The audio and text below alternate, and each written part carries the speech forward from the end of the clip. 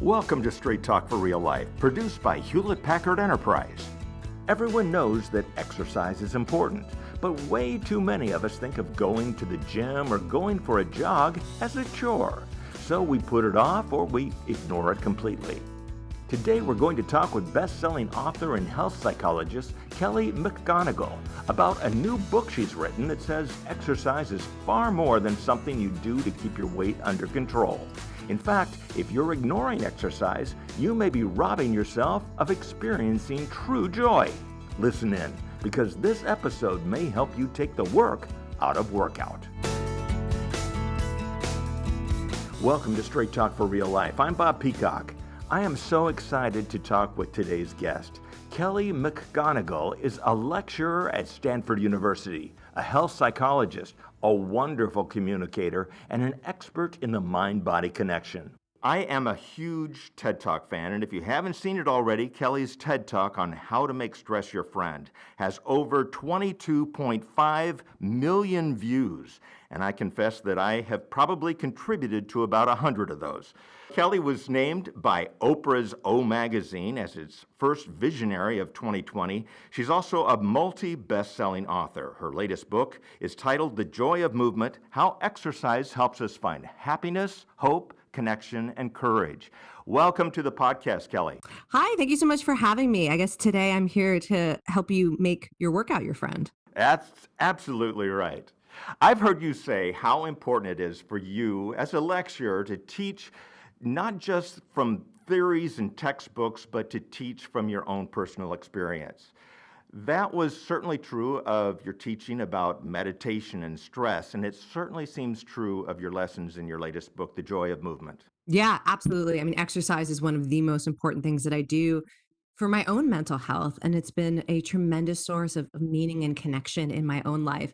And it's not just that I feel it's important to speak from my own life and experience, but also really listening to the experiences of others. So, whenever I make recommendations about whether it's how to deal with stress or how to deal with mental health challenges or why exercise is so amazing for your mental health, I'm also spending a lot of time listening to the direct experiences of other people. I'm wanting to make sure that any insights from science that I'm recommending are ones that really work in people's lives. So what was your motivation for writing this book? Well, so most people know me as a psychologist, but I also have been teaching group exercise for 20 years.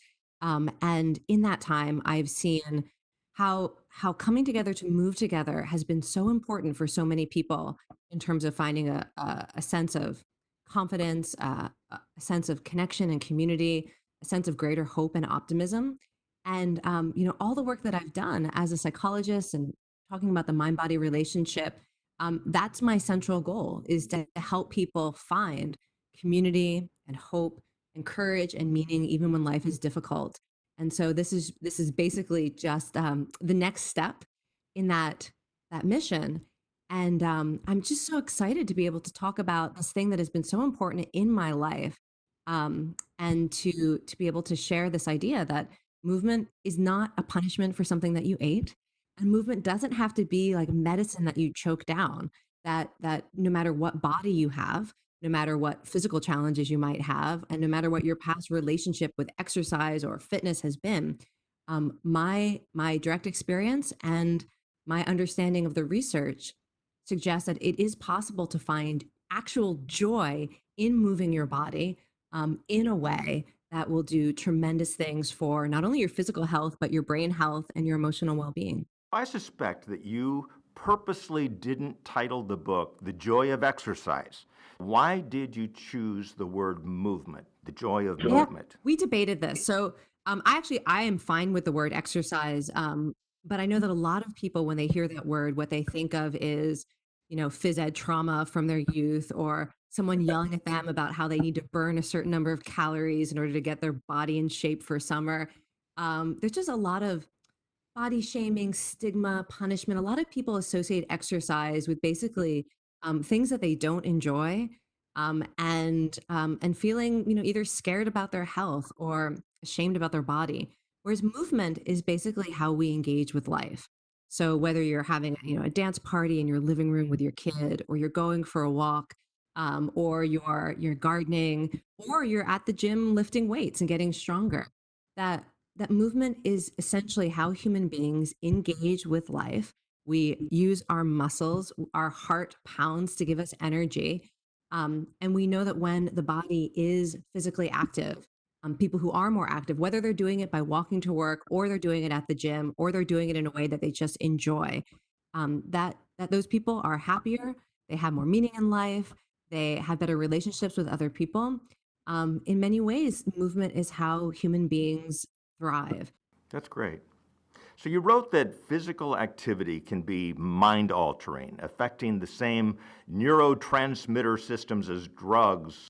How does exercise change the brain? So this is fascinating, actually. So, we know that the human brain has the natural capacity to reward us for doing things that help us survive. And there are a lot of drugs that hijack those reward systems to make us feel euphoric, or, to give us these incredibly mind altering states of consciousness. But all of those drugs, they're basically tapping into a natural capacity that the human brain has.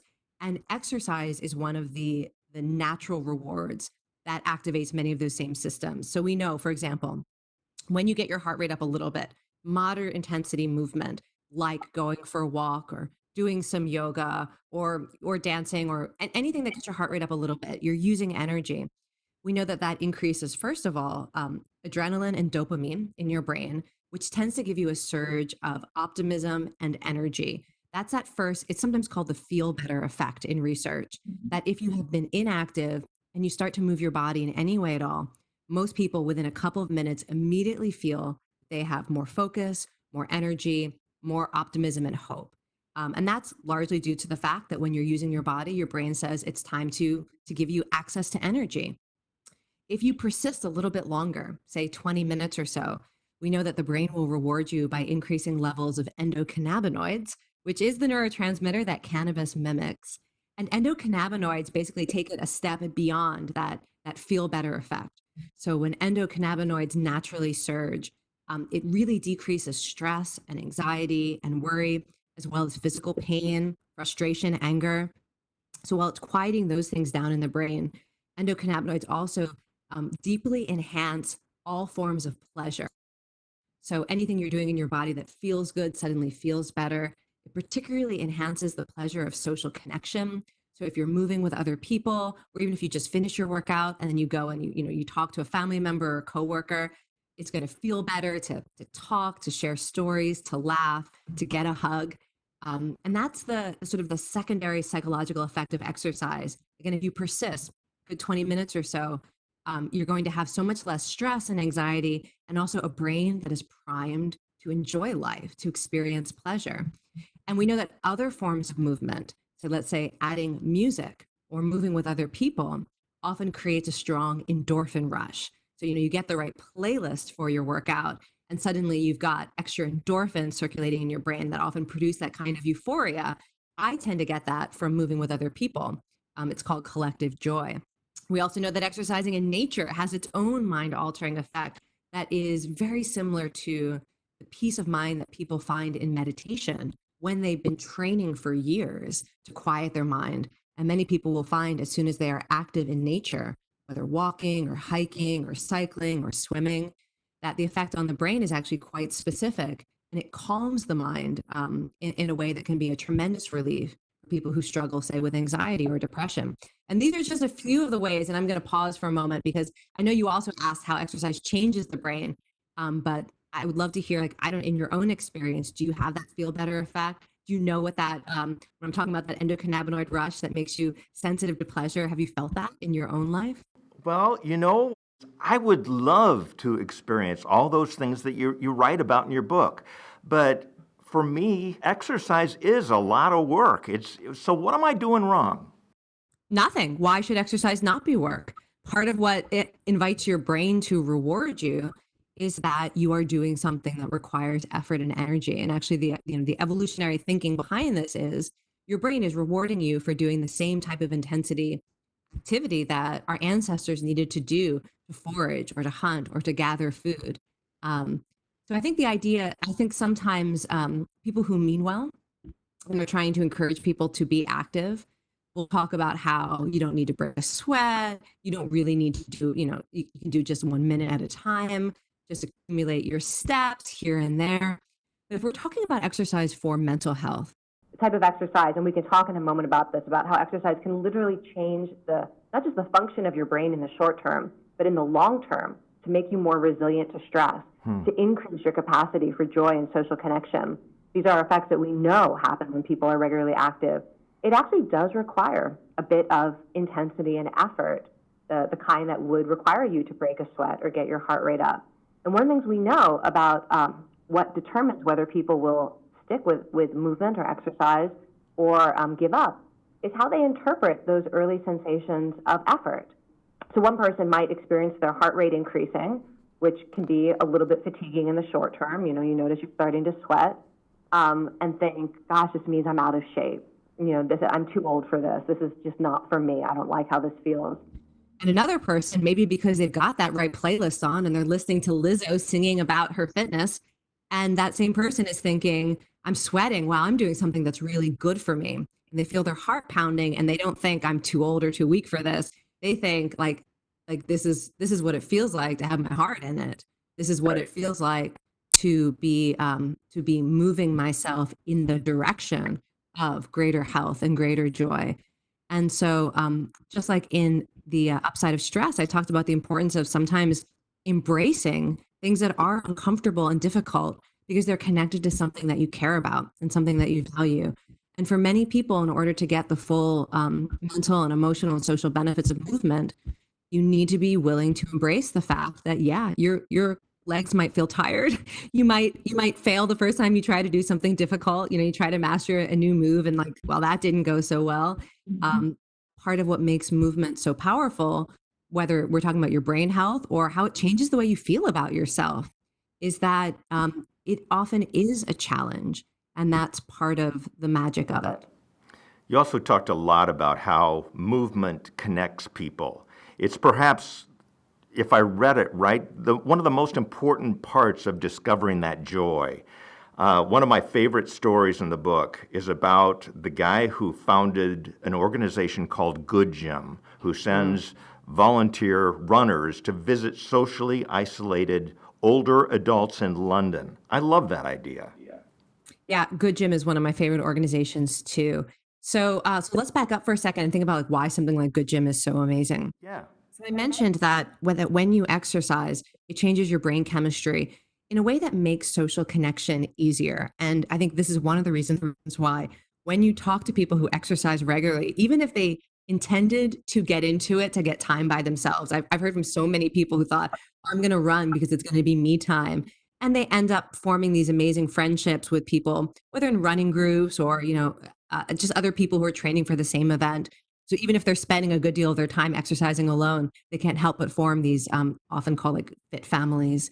And that's because, again, when you exercise, you're literally priming your brain for social connection, whether it's the endocannabinoids or the endorphins, which are also bonding hormones. When you have an endorphin rush at the same time as somebody else, you share that experience. It bonds you. It's why people go to horror movies on first dates, because they know that shared endorphin rush is going to help people connect. And exercise is like that. And you can truly strengthen relationships by moving together, and you can find communities and form friendships by moving together. So that's part of why something like Good Gym works so well. And also because we know that for many people, social connection is a natural reward that makes whatever you're doing while you connect more enjoyable and meaningful. So, if you're somebody who doesn't love to run, but you want to run more often, maybe for health, you like the idea of being a runner. So what they did is they would just say, okay, we're going to give you a coach, somebody who's maybe a bit isolated, doesn't have a lot of social contacts. And your job is to run to them, spend time with them, have tea, help them out around the house a little bit, and then run home. And what they found is that runners often felt quite motivated to do that. They felt there was some accountability there. And then because they'd just gone for a run, they were in this amazing state, ready to connect and forming friendships with their coaches, who were these socially isolated older adults. And I talked to some folks who have these coaches, and the relationships are real and they become actual networks of support. But the other thing that Good Gym does, which I love so much, is they also have these running groups where you will meet up somewhere in your community. and you will walk or run to a location where you do a community service project together. And then you walk or run back to where you started, and often will, go out for drinks or dinner. And those communities are also just flourishing, the relationships that form because people are exercising and priming themselves for that connection, and then also doing something really for the good of their community. And again, this draws back to why our brains reward us for exercise. In a very deep way, our brains associate being physically active with not just our own survival, but caring for our community. That's how early humans survived. We hunted and foraged and gathered together and shared, what we were able to find so that we as a community and as a collective could survive. Cooperation is like built into our DNA as much as any sort of exercise high to keep us out there, searching and gathering. And so I think it's one of the reasons why so many people, when they finally find joy in movement, a big part of that joy is the sense that they are connecting with other people who share their goals, and experience that sense of, like, we're in this together, and these are people who care about me. Oh, that's great. Let's talk about the runner's high, or what you call in the book a persistence high. You wrote that the key to unlocking the runner's high is not the physical action of running itself, but its continuous, moderate intensity. People have felt it cycling and walking on treadmills in an incline and hiking outdoors. You just have to put in the time and effort. Is that right? Yeah, so this is basically what we've been talking about, the brain's natural reward for physical persistence. And it's not just that people have felt it. I mean, that scientists have drawn blood and looked at levels of endocannabinoids and said, okay, you can get this from walking on a treadmill. You can get this from cycling. I personally am most likely to get my exercise high from dancing or yoga or kickboxing, because those are things that I also naturally enjoy. I like the way the movement feels.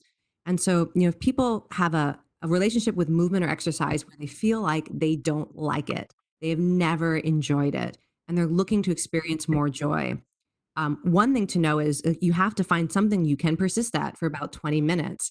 And maybe for you, you're going to find walking on a treadmill so unpleasant that you never even get that far in order for, to get that brain's Right. natural reward. So maybe for you, it's about, go to a animal shelter where they allow volunteers to take dogs for walks or jogs. Let me tell you how many people suddenly enjoy walking or jogging when you've got an animal that has been caged up who is now so thrilled to be out in the wild and in nature. Or maybe it is that dance party with your kids in the living room where you let your kids pick the songs and you let them do the movements and you mimic them. That is as good as a workout as, finding some YouTube dance exercise video. But there can be so much joy and playfulness in it. Right. So what I encourage people to do is to figure out what's a form of movement that's already connected to something that you naturally enjoy. And the ones that are big for many people are being in nature, music that inspires or motivates you, doing it with other people whose company you enjoy, or doing an exercise that has a natural meaning to you. So I talked to a lot of women for this book, who thought they hated exercise until they found true strength training, whether it was kettlebell training or powerlifting or CrossFit. And they had never sensed their own strength as they did when they were doing a kettlebell power swing or doing a deadlift. And that suddenly, like, exercise meant something completely different to them because they felt amazing being able to do these difficult things. And sometimes that's the secret to getting your exercise high, is also to find the exercise where you think, if I were to watch someone else do this, I would be impressed. I would be inspired. And to find the starting point for you. I feel that way about boxing. Interesting. So perhaps another reason might be that self-criticism, that we're not happy with the way our body looks, or we feel awkward in that dance workout class, or we're not as fit as we were when we were younger. And you wrote, if there is a voice in your head saying you're too old, too awkward, too big, too broken, too weak, physical sensations from movement can provide a compelling counter-argument. Can you talk about that and give those of us who have heard those voices in our head some hope? Yeah. So this is the idea that part of how you know who you are is the physical feedback that you get from your body. And too often, how we know who we are is we spend too much time looking in the mirror or we listen to what other people are telling us about ourselves. And we get these sort of internalized sense of self that can become an inner critic, a source of shame. And what we know from movement is If you move your body in a way that requires power, you get feedback from your muscles and your joints to your brain that don't just say, my legs are powerful, but your brain understands that as I am powerful. If you move your arms with grace, let's say you go to a bar class or you're beginning to learn ballroom dancing and you are mimicking your teacher and suddenly your arm is floating through space and your fingers are extended, you sense that. And that sensation lets you know I am beautiful. I am graceful. And sometimes you do have to get through a period where it feels a little bit awkward. But you know what? Human beings are amazing at learning and growth, and movement is one of the best ways to experience that. And it can happen at every level and at every age. In the book, I write about going to a dance class for people with Parkinson's disease, including quite late stage Parkinson's disease, where people have lost most of their mobility. And in this dance class, because of the combination of music, the encouragement of the instructor, the support of the community, people were able to move in ways that express joy and grace and beauty and musicality in ways that were almost miraculous, considering how strongly Parkinson's actually impairs those abilities.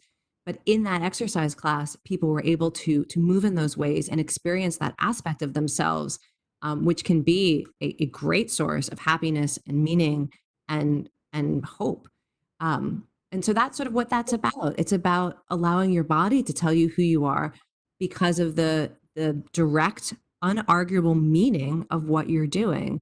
And when those voices come up that say, like, maybe I don't belong here, or why did that person, in the corner, looks like they're doing it better or longer or using a heavier weight, go back to how it feels in your body. Just last night when I was teaching class and we were doing this lunge and squat sequence, and I was saying to people, if you need to take a break, you need to celebrate that you got to that point. Because that when your body says literally, I can't keep going, and that's the honest truth, that means you are getting stronger. You need to feel that sensation. And I want you to celebrate when you take a break. Don't feel bad about it. Be like, I did it. I got there. That was one of the things that I really loved about the book, was that I felt like it was written for people like me. It really wasn't, I mean, it's written for everybody, but it wasn't just for those people who already have a very active lifestyle.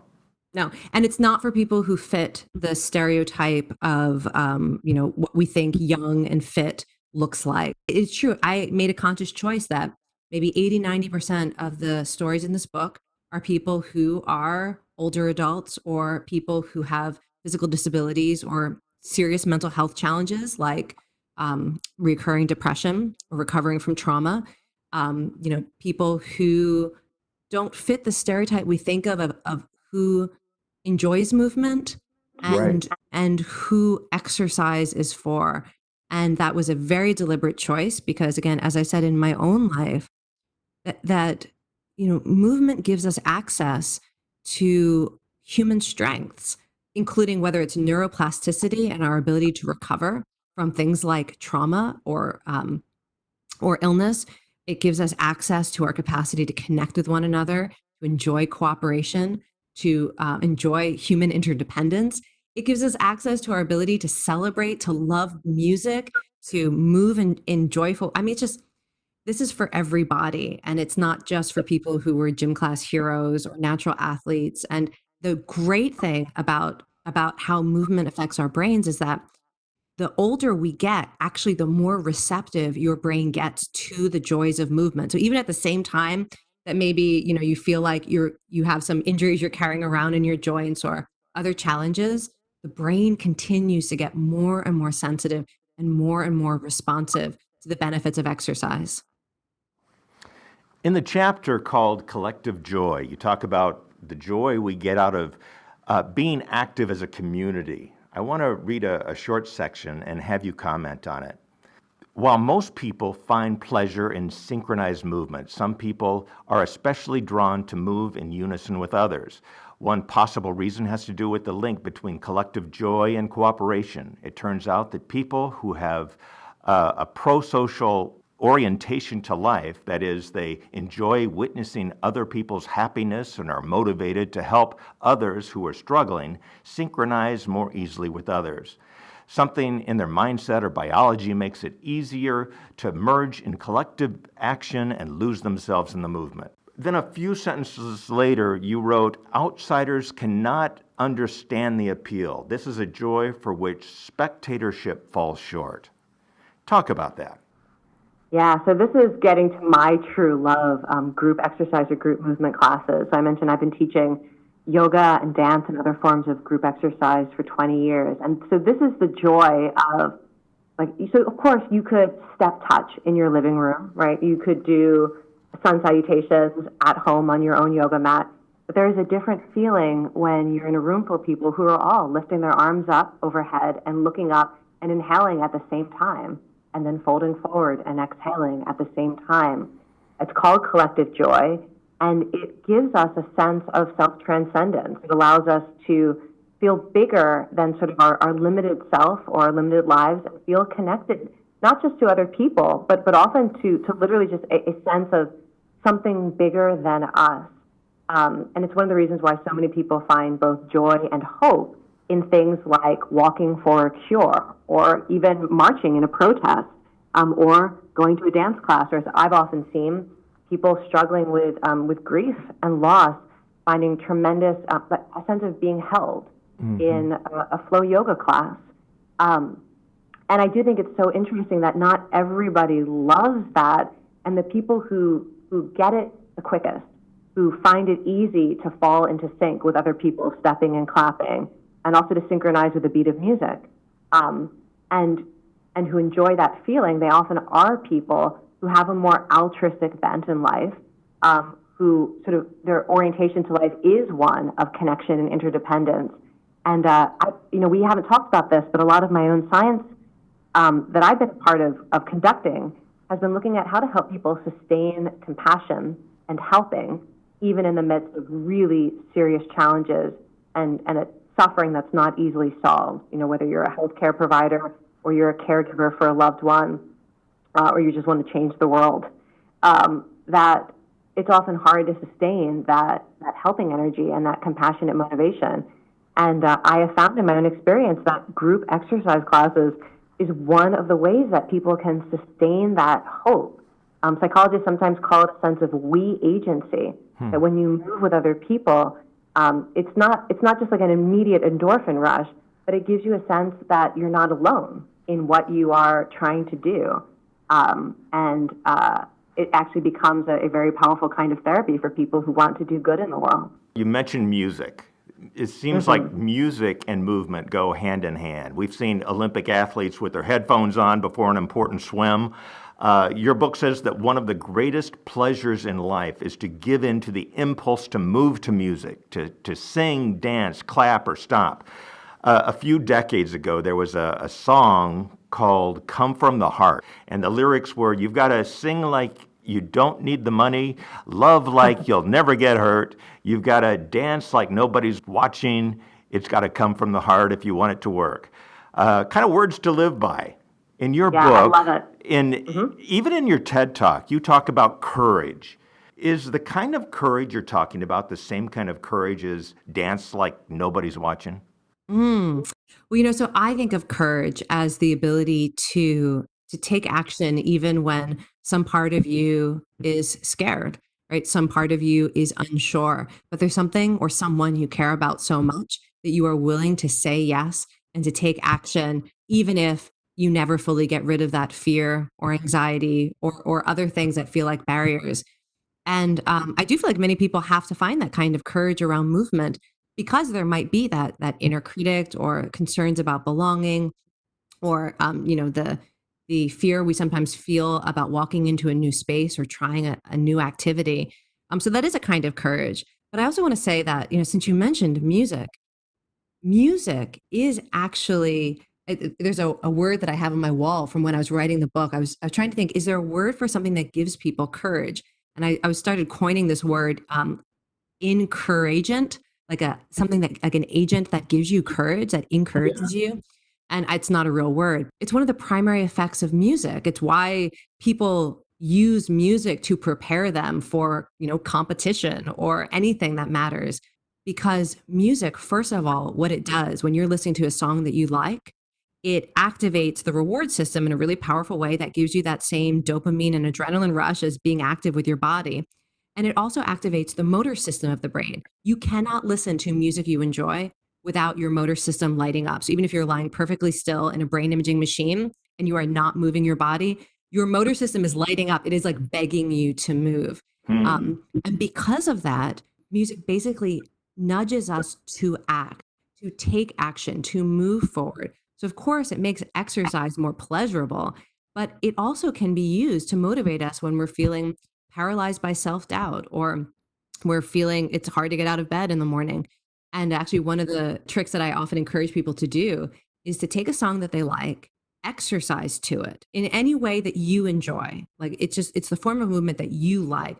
Do some push ups, do some yoga, go for a walk, dance, the way that makes you feel, the way the song makes you feel. And that becomes a memory in your nervous system and in your brain. And when you need it, use it as like a walk-on song. Play it for yourself when you have to, go into a meeting where you're nervous about the outcome. And when you create memories through movement with music, it's like you're creating you're embedding that song with everything that you feel when you move, and it becomes it's why athletes use it. It becomes something that gives you access to all those feelings of power or hope or joy when you need them. What a great idea. Talk about movement and its impact on depression.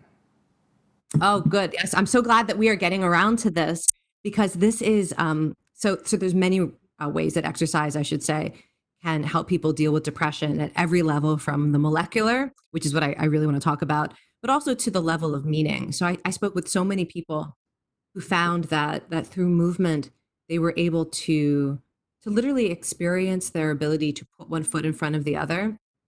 I talked with a couple of people who were struggling with severe depression and recovering from trauma, who felt that when they went for a run, they could physically sense their ability to take one more step when every cell in their body was saying, you have to stop. This is exhausting. It's too hard. I can't go any further. And that became a metaphor for them when there was a voice in their head that would, even urge them to take their own life because life was too hard. So there's a lot of really complex ways that movement can help people deal with depression and grief and trauma. But I want to talk about the molecular because I feel like it's one of the least understood and most exciting ways to think about how exercise affects mental health. So, for as long as basically humans have been studying the human body, we've known that muscles move your bones around.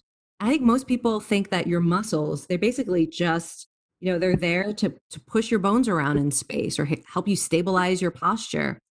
But biologists have discovered in the last 10 years that your muscles are endocrine organs, that they manufacture proteins and peptides that basically sit in your muscles. They're in little vesicles in your muscles. And when you contract your muscles in a regular, continuous way, as you would in any form of movement, your muscles start pumping out these proteins and peptides into your bloodstream. And these proteins and peptides have phenomenal effects on your physical and mental health. So let me just give you some examples. Some of these proteins and peptides kill cancer cells. Some of them are extremely good for your cardiovascular health. Some of them help you regulate your blood sugar, so really important for your metabolic health. And many of these proteins and peptides, they travel through your bloodstream to reach your brain. They cross the blood-brain barrier, and in your brain, they activate neuroplasticity. They activate the brain's ability to recover from things like stroke or depression. They make your brain more resilient to stress. And they also help prevent things like Alzheimer's and Parkinson's disease. These are proteins and peptides that are manufactured by your muscles. And the only way to get access to them is to contract your muscles in a continuous way. And every single movement that has been studied will produce, and they're called myokines, by the way, which just means set into motion by your muscles. And this new insight about how the body works is basically explaining to us why exercise of all forms, moving your body in any way, why that has consistently been linked to living longer, reduced risk of every disease that has ever been studied, from heart disease to cancer, and also why it's such a powerful treatment for things like anxiety and depression, that some of these chemicals your muscles produce are literally equivalent to an antidepressant medication, which is not to say don't take your antidepressant medications. You're right. One of the things we know is that exercise, because it enhances your brain's ability to learn and change and recover, is that exercise, really the way to think about it is it's not necessarily a replacement for anything else that is good for your mental health or your physical health, but it basically allows your brain to respond to things that are good for it with even greater efficiency and power. So we know that exercise enhances cognitive therapy and psychotherapy. We know that exercise often makes antidepressant medication more effective than only taking the medication alone. And so I think that's one way to think about how exercise supports depression or any mental health challenge or any form of brain health, is that anytime you move your muscles, you are giving your brain medicine that's almost like personalized medicine. Whatever your vulnerability is, sort of whatever life experiences you've had that had maybe a negative impact on your brain health, that your muscles will give you exactly the medicine you need to help you repair and recover and find greater brain health. That's so great.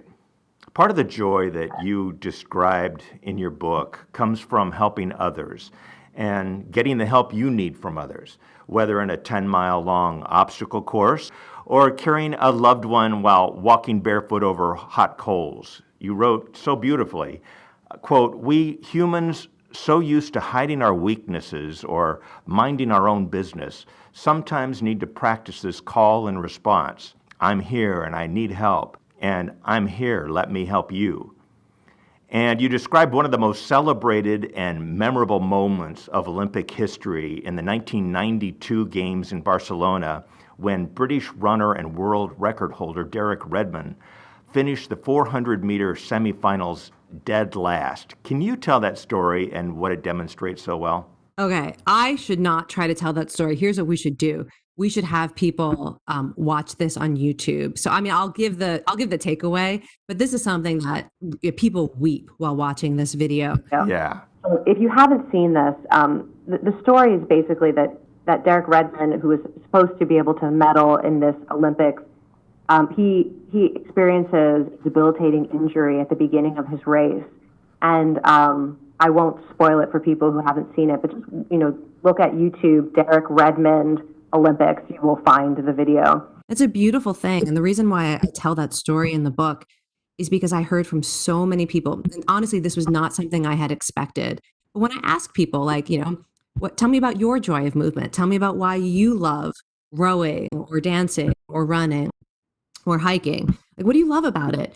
People so often told me stories about having the opportunity to help others and having the grace of being able to receive the help and support of others, whether it was in these extraordinary situations like people running ultra marathons and being supported in finishing these like 100-mile races, or whether it was in much smaller ways, like the first time you were in a story I often heard was from women who were going to the gym for the first time and other women helping them figure out what weight to use and being spotted in a strength training exercise. There's this ritual and routine of you need help, let me help you, and now let me help you. There's in almost every form of movement, I just saw again and again how people were practicing this fundamental human strength of being part of the full cycle of interdependence, that you in a single class or a single event, you get to help someone who needs encouragement and you get to receive help. And in our modern society, it is actually not that common to get to experience that joy in its full circle. Like in many relationships and roles, you can be a helper. You can get that warm glow of helping others, but it can also sometimes feel exhausting. Like I alone can help and it's all on me. or maybe in other situations we feel like we are the one who always needs to be helped. Maybe we're struggling in some way. That can feel sometimes uncomfortable to feel like maybe I'm weak in the situation and I'm only on the receiving end of other people's kindness. And that can sometimes feel disempowering. And there's something about movement that allows people to experience the joy of both sides of how much we need one another to survive. And I'm sure there are some people who are listening who are like, I thought this conversation was going to be about how going for a For a 5 minute 5 minute walk could just reduce my stress. Like, why? We're talking about human interdependence and how we need one another to thrive. And this is what people are telling me. People thought they were joining a walking club in order to, improve their blood pressure. And they end up, weeping while they're telling me stories about how the people in their walking club have supported them through a life crisis. So if you're listening to this and you're like, I don't know, that's a far jump from where I am, just contemplating whether I can invest in a 10-minute workout to reduce my stress levels. This is part of why movement is so good for our mental health. Is there's something about it that it often brings out the best in human nature. So inspiring. When you write your books, you obviously do a lot of research, and you are such a gifted storyteller. In The Joy of Movement, what are some of your own personal favorite stories and findings? I know, 'cause I like fall in love with all these people in the book. Let me share a couple. So one was this gym that I visited in Fairfax, Virginia. It's called DPI Adaptive Fitness. And it's a strength training gym and a boxing gym for people who have physical disabilities or are recovering from stroke or traumatic brain injuries. People who have a real need to engage in exercise in order to regain mobility, regain hope and optimism, regain physical function. It's an amazing place. And I'd asked the owner for someone I could talk to whose story would be really good for the book. And he suggested this woman who had become paralyzed and was living in a wheelchair in her early 20s. So it felt like her body had betrayed her. And she had started boxing and strength training at the gym. And there were lots of wonderful things about her story. I won't tell like her whole story, but the reason I love her story the most is initially she only wanted to talk to me if she could use a pseudonym. She was just sort of, shy behind the scenes, not wanting a lot of attention. But she was really passionate about what boxing and training at this gym had done for her. And she wanted to tell her story, but she didn't want the spotlight. And after we had talked, she changed her mind and she said I could use her full name. And she said the reason was that she wanted people who read the book, who in their own lives had to do something that they were scared of and wanted some support. She wanted them to be able to reach out to her. She said she didn't want to hide behind some fake name if there was somebody reading it who needed to reach out to her and get the kind of support that she had found at DPI. And every time, even just when I was like writing the book, even just thinking about it now, I am so moved by that. Yeah. Another example in the last chapter, the ultra runner who uses running to deal with recurrent depression and severe suicidal thinking. And, his last message wasn't go run an ultra marathon. It was, if you are struggling with thinking about taking your own life, you need to know you're not alone and that there are people who will help you. Everyone in the book was sharing their story from that point of view. And so they're all my favorite stories. But They're it was awesome. that recurring thread that moved me the most. And I hope that if people, so my goal in writing this book was not just to convince people to exercise. I wanted, in the same way that movement can reveal what's good in human nature, I wanted people who read this book to feel elevated about their fellow human beings and what we're capable of. So great. In closing, you quoted Sigmund Lowland, who said, "Rejecting exercise means rejecting significant experiences of being human." One of the things that I learned as I read your book is that it's not just the exercise that creates that joy. It's the community, the connection, and having the courage to not worry about what others think. We talk about the power of music. Again, years ago, there was another song that Leanne Womack recorded about her mother's hope for her child. And one line in the song. I hope you dance. Yes. I love that song. It reminded me of you. It was one line in the song says that when you get the choice to sit it out or dance, I hope you dance. And I think that's your message for everybody who reads that book, right? It is. Thank you. Because I cry whenever I listen to that song. And I often will use it as the cool down in my dance classes. Yeah, I hope you will walk. I hope you will swim. I hope you will challenge yourself to lift heavy things. I hope that you will move your body in any way that it can still move with gratitude for what a gift it is to have this human life. And that at the end of the day, movement is a way to experience that. One of the things I mentioned in the book is that I was stunned to find out how many hospice centers offer exercise programs, because what people have discovered is that at the end of life, when you have a choice about how to spend your remaining minutes, for those people who can still move their bodies in any way at all, many of them choose to exercise because they say it's in that moment that they know they're alive, and in that moment they feel hope.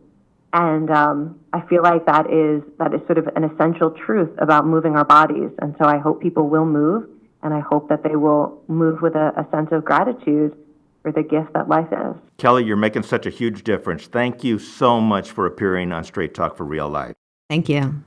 If after listening to this podcast, there's a little voice in your head encouraging you to be more active, my hope is that you listen to it so that you can discover the joy that Kelly McGonigal describes in her book, The Joy of Movement, how exercise helps us find happiness, hope, connection, and courage.